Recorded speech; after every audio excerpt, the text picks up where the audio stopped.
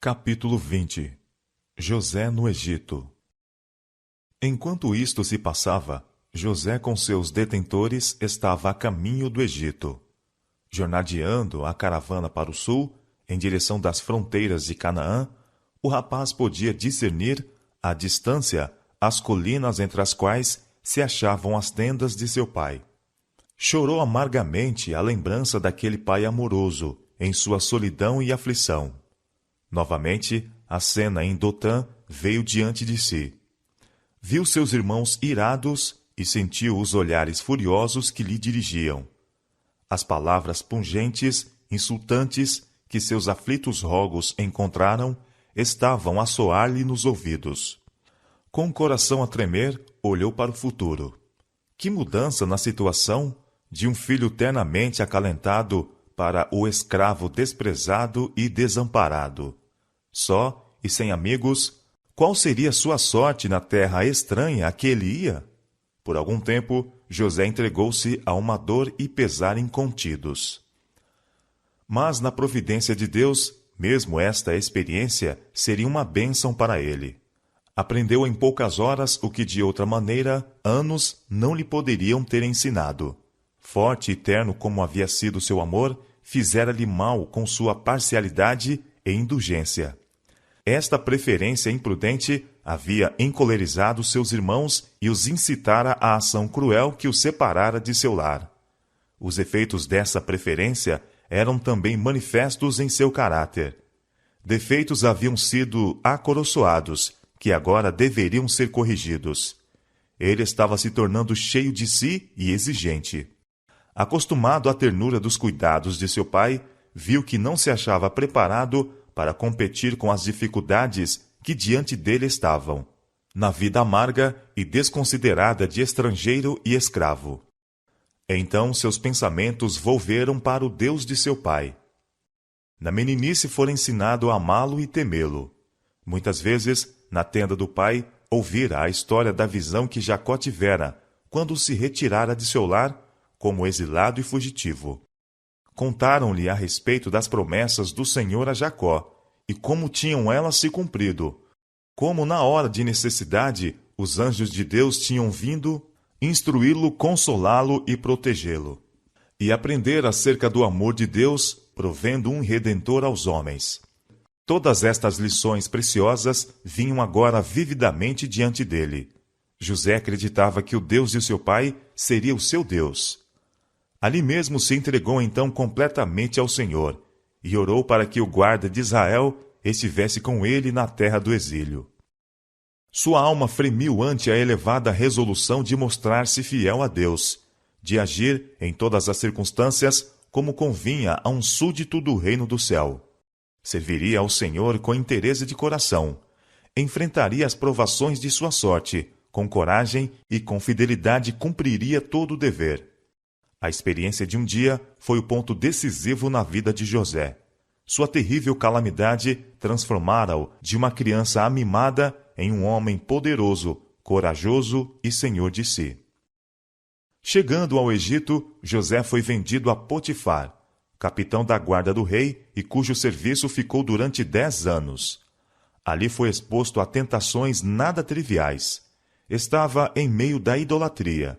O culto aos deuses falsos era rodeado de toda a pompa da realeza, apoiado pela riqueza e cultura da nação mais altamente civilizada então existente. José, todavia, preservou sua simplicidade e fidelidade para com Deus. As cenas e ruídos do vício estavam ao redor dele, porém, era ele como quem não via e não ouvia. Aos seus pensamentos não permitia ocupar-se com assuntos vedados. O desejo de alcançar o favor dos egípcios não poderia fazer esconder os seus princípios. Se tivesse tentado fazer isto, teria sido vencido pela tentação, mas não se envergonhava da religião de seus pais e não fazia esforços para esconder o fato de ser adorador de Jeová. E o Senhor estava com José, e foi varão próspero. Viu seu senhor que o Senhor estava com ele, e que tudo o que ele fazia, o Senhor prosperava em sua mão. A confiança de Potifar em José aumentava diariamente, e finalmente o promoveu a seu mordomo, com amplo governo sobre todas as suas posses, e deixou tudo o que tinha na mão de José, de maneira que de nada sabia do que estava com ele, a não ser do pão que comia. A assinalada prosperidade que acompanhava todas as coisas postas aos cuidados de José não era resultado de um milagre direto, mas sim a sua operosidade, zelo e energia eram coroados pela bênção divina. José atribuía seu êxito ao favor de Deus, e mesmo seu senhor idólatra aceitava isto como o segredo de sua prosperidade sem par. Sem um esforço perseverante e bem dirigido, jamais poderia, entretanto, haver conseguido o êxito. Deus era glorificado pela fidelidade de seu servo. Era seu propósito que, em pureza e correção, o crente em Deus se mostrasse em assinalado contraste com os adoradores de ídolos, para que assim a luz da graça celestial pudesse resplandecer entre as trevas do paganismo.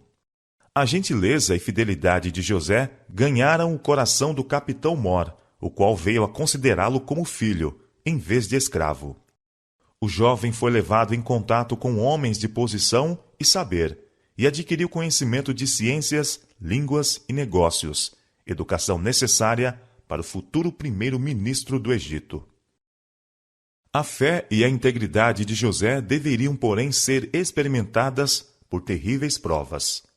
A esposa de seu senhor esforçou-se por seduzir o jovem a transgredir a lei de Deus. Até ali, ele permanecera incontaminado da corrupção que enchia aquela terra gentílica. Mas esta tentação, tão súbita, forte e sedutora, como poderia ser enfrentada? José bem sabia qual seria a consequência da resistência. De um lado estava o encobrimento, os favores e as recompensas. Do outro, a desgraça, a prisão, a morte talvez. Toda a sua vida futura dependia da decisão do momento. Triunfariam os princípios? Seria José ainda fiel a Deus? Com inexprimível ansiedade, os anjos olhavam para aquela cena. A resposta de José revela o poder do princípio religioso. Ele não trairia a confiança de seu Senhor na terra, e quaisquer que fossem as consequências, seria fiel ao seu Senhor do céu. Sob o olhar examinador de Deus e dos santos anjos, muitos tomam liberdades de que não se achariam culpados na presença de seus semelhantes. Porém, o primeiro pensamento de José foi Deus. Como, pois, faria eu este tamanho mal e pecaria contra Deus?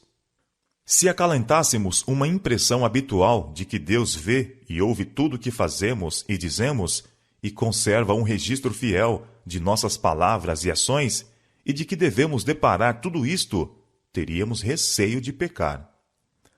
Lembre-se sempre os jovens de que, onde quer que estejam e o que quer que façam, acham-se na presença de Deus. Parte alguma de nossa conduta escapa à observação. Não podemos ocultar nossos caminhos ao Altíssimo. As leis humanas, embora algumas vezes severas, são muitas vezes transgredidas sem que isto seja descoberto, e, portanto, impunemente. Não assim, porém, com a lei de Deus. A mais escura meia-noite não é uma cobertura para o criminoso. Ele pode julgar-se só, mas para cada ação há uma testemunha invisível. Os próprios motivos de seu coração estão patentes à inspeção divina. Cada ato, cada palavra, cada pensamento é tão distintamente notado como se apenas houvesse uma pessoa no mundo inteiro, e a atenção do céu nela estivesse centralizada. José sofreu pela sua integridade, pois sua tentadora vingou-se acusando-o de um crime detestável e fazendo com que ele fosse lançado na prisão. Houvesse Potifar acreditado na acusação feita pela esposa contra José, e teria o jovem hebreu perdido a vida. Mas a modéstia e correção que haviam uniformemente caracterizado sua conduta era a prova de sua inocência, e, contudo, para salvar a reputação da casa de seu senhor, foi entregue à vergonha e ao cativeiro. A princípio, José foi tratado com grande severidade pelos seus carcereiros. Diz o salmista, falando de José, cujos pés apertaram com grilhões, e a quem puseram em ferros, até o tempo em que chegou a sua palavra. A palavra do Senhor o provou. Salmo capítulo 105, versos 18 e 19. Mas o verdadeiro caráter de José resplandece, mesmo nas trevas da masmorra. Ele reteve com firmeza sua fé e paciência. Seus anos de serviço fiel foram pagos da maneira mais cruel. Todavia, isto não o tornou moroso ou desconfiado. Tinha a paz que vem de uma inocência consciente e confiava seu caso a Deus. Não ficava a acalentar as ofensas que recebera, mas esquecia-se de suas tristezas, procurando aliviar as de outrem. Achou uma obra a fazer mesmo na prisão. Deus o estava preparando na escola da aflição para a maior utilidade, e ele não recusou a necessária disciplina. Testemunhando na prisão os resultados da opressão e tirania e os efeitos do crime, aprendeu lições de justiça, simpatia e misericórdia, que o prepararam para exercer o poder com sabedoria e compaixão. José gradualmente ganhou a confiança do guarda da prisão e foi-lhe finalmente confiado o cuidado de todos os presos.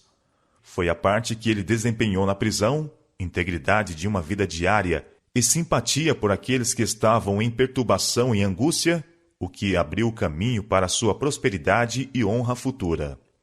Todo o raio de luz que derramamos sobre outrem reflete-se em nós mesmos.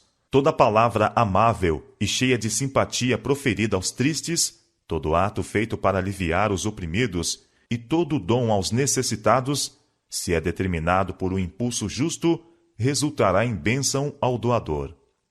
O padeiro mor e o copeiro mor do rei tinham sido lançados na prisão por qualquer falta e vieram a ficar sob o encargo de José.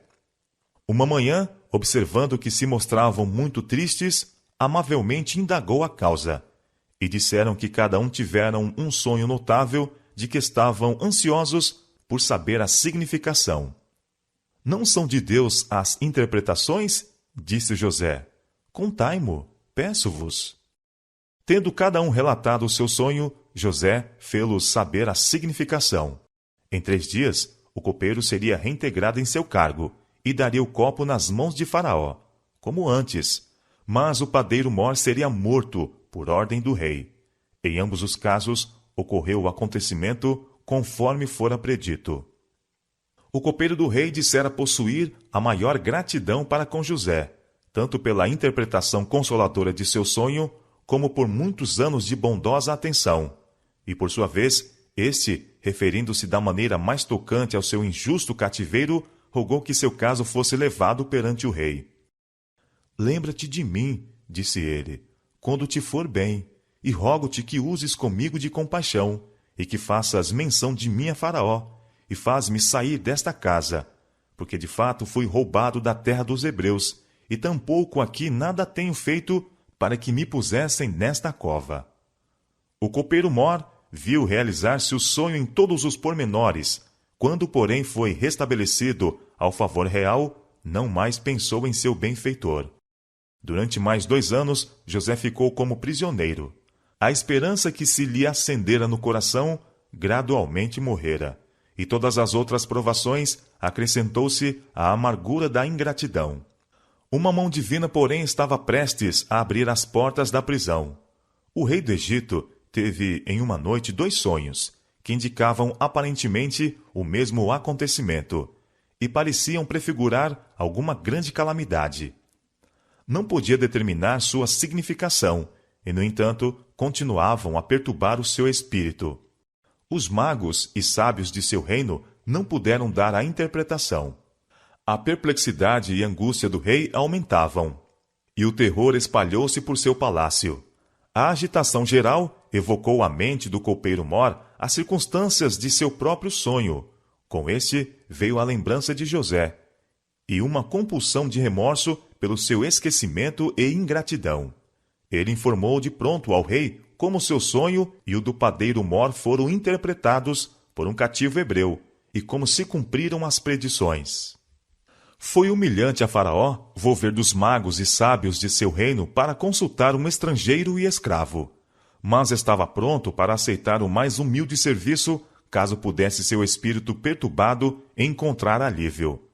Mandaram chamar imediatamente a José. Tirou suas roupas de prisioneiro, barbeou-se, pois o cabelo crescera muito durante o tempo de opróbrio e reclusão. Foi então conduzido à presença do rei. E Faraó disse a José: Eu sonhei um sonho, e ninguém há que o interprete. Mas de ti ouvi dizer que quando ouves um sonho, o interpretas. E respondeu José a Faraó, dizendo: Isso não está em mim. Deus dará resposta de paz a Faraó. A resposta de José ao rei revela sua humildade e fé em Deus. Modestamente, não se atribuiu a honra de possuir em si sabedoria superior. Isso não está em mim. Unicamente Deus pode explicar estes mistérios. Faraó então se pôs a relatar os sonhos. Estava eu em pé, na praia do rio, e eis que subiam do rio 7 vacas gordas de carne e formosa vista, e pastavam no prado. E eis que outras 7 vacas subiam após estas, muito feias à vista, e magras de carne. Não tenho visto outras tais, quanto a fealdade em toda a terra do Egito. E as vacas magras e feias comiam as primeiras 7 vacas gordas, e entraram em suas entranhas, mas não se conhecia que houvessem entrado em suas entranhas, porque o seu parecer era feio como no princípio. Então acordei. Depois vi em meu sonho, e eis que do mesmo pé subiam 7 espigas, cheias e boas. E eis que 7 espigas, secas, miúdas e queimadas do vento oriental, brotavam após elas. E as 7 espigas miúdas devoravam as 7 espigas boas. E eu disse-o aos magos, mas ninguém houve que mo interpretasse. O sonho de Faraó é um só, disse José. O que Deus há de fazer, notificou-o a Faraó. Haveria 7 anos de grande abundância. Campos e hortas produziriam mais abundantemente do que nunca haviam produzido. E este período seria seguido de 7 anos de fome. E não será conhecida a abundância na terra, por causa daquela fome que haverá depois, porquanto será gravíssima. A repetição do sonho era prova tanto da certeza como da proximidade do cumprimento. Portanto, continuou ele, Faraó se proveja agora de um varão entendido e sábio, e o ponha sobre a terra do Egito. Faça isso, Faraó, e ponha governadores sobre a terra, e tome a 5ª parte da terra do Egito nos 7 anos de fartura, e ajuntem toda a comida destes bons anos que vêm, e amontoem trigo debaixo da mão de Faraó, para mantimento nas cidades, e o guardem. Assim será o mantimento para provimento da terra para os 7 anos de fome. A interpretação foi tão razoável e coerente, e a política que a mesma recomendava tão sólida e sagaz era, que sua correção não podia ser posta em dúvida. Mas a quem se poderia confiar a execução do plano? Da sabedoria desta escolha dependia a preservação da nação. O rei estava perturbado. Por algum tempo foi considerada a questão desta indicação. Pelo copeiro-mor, soubera o monarca da sabedoria e prudência demonstrada por José na administração da prisão. Era evidente que ele possuía habilidade administrativa em grau preeminente.